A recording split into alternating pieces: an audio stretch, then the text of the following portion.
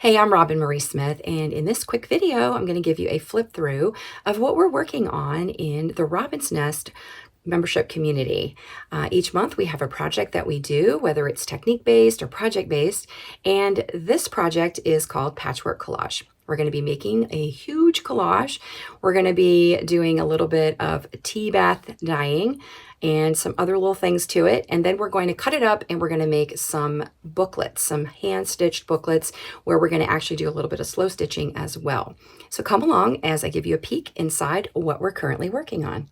Here's a peek at the patchwork collage that we're going to be doing in our project.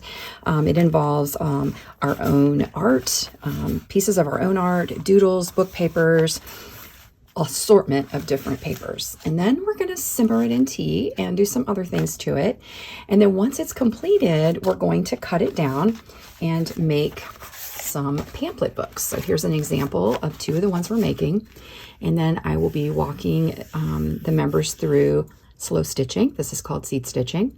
So basically we've taken the patchwork simple project and making them into pamphlet books.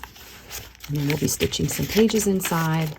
And this is just one of the samples. And then here's the other. Again, the paper is all from our collage.